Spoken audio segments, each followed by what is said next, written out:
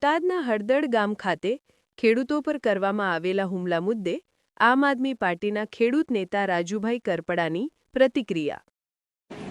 નમસ્કાર સાથીઓ, જય કિસાન। હું આપનો રાજુ કરપડા। બોટાદ માર્કેટિંગ યાર્ડમાં ખેડૂતો જે બે માંગણીઓ લઈને ગયા હતા એ માંગણીઓ લેખિતમાં બાહેધરી આજ દિવસ સુધી ચેરમેનને ન આપી, જેના કારણે માર્કેટિંગ યાર્ડની અંદર જે ખેડૂતો ધરણા પર બેઠા હતા એ ખેડૂતોને પોલીસે ત્યાંથી દંડા મારીને હટાવી દીધા। પોલીસ દ્વારા કહેવામાં આવ્યું માર્કેટિંગ યાર્ડની અંદર ખેડૂતોએ બેસવાનું નહીં। અમે લોકોએ નક્કી કર્યું કે આપણે કોઈને ડિસ્ટર્બ નથી કરવા। આપણે માર્કેટિંગ યાર્ડથી બોટાદથી 5 કિલોમીટરની દૂરી પર આવેલ હળદળ ગામની અંદર ખેડૂત મહાપંચાયત કરીએ, શાંતિથી આપણી વાત મૂકીએ, પ્રશાસનને અપીલ કરીએ।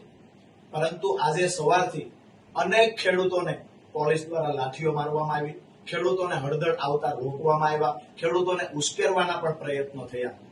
દુઃખની વાત એ છે કે શાંતિથી હળદળ ગામની અંદર જ્યારે ખેડૂતો બેઠા હતા ત્યારે અચાનક જ મોઢે રૂમાલ બાંધી સિવિલ ડ્રેસમાં અમુક લોકો આવે છે, ટોળાની અંદર આવે છે।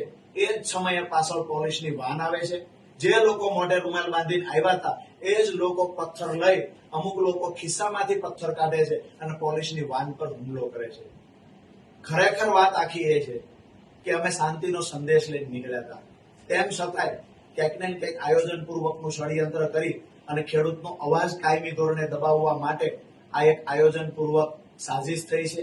હું તમામ ખેડૂતોને વિનંતી કરું છું, હળદળ ગામના ગ્રામજનોને વિનંતી કરું છું કે ગાંધીના ગુજરાતમાં હિંસાનો રસ્તો ક્યારેય આવકાર્ય ન હોય।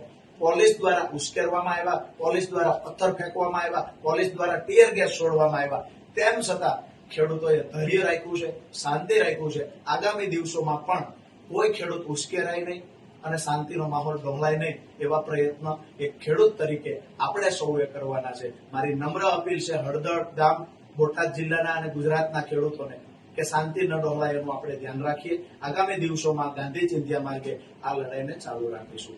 જય કિસાન, આભાર।